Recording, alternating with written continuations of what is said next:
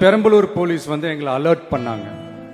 சரிங்க, கூட்டம் கொஞ்சம் ஜாஸ்தியா இருக்கு, லேட் ஆயிடுச்சு, வராதீங்க அப்படின்ட்டு. So we had no choice. Police சொன்னால் நம்ம அதை ஒபே பண்ணி தானே ஆகணும். அதே நேரத்தில் பெரம்பலூர் மக்களோட அந்த சேஃப்டியும் மைண்டில் எடுத்துக்கிட்டு ஒரு மன வலியோடவே திரும்ப போயிட்டோம். அதுக்கப்புறம் பெரம்பலூர் தொகுதி மக்களுக்கு மன்னிப்பும் கேட்டோம். அதே மாதிரி நாமக்கல் அந்த மீட்டிங் முடிச்சுட்டு கரூர் வரும்போது அந்த கரூர் போலீஸ் எங்களை அலர்ட் பண்ணிருக்கலாம்ல.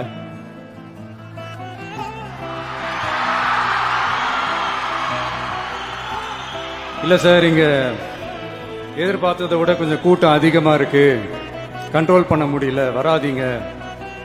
அண்ட் போலீஸ் நினைச்சா அவங்க அந்த மீட்டிங்கே கேன்சல் பண்ணலாம்.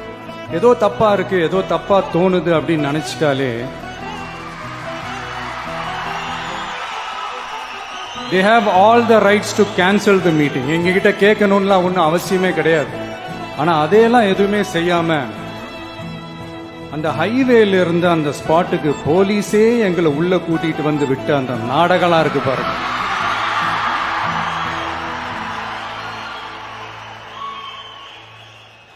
நம்பிட்டேங்க, முழுசா நம்பிட்டேன்.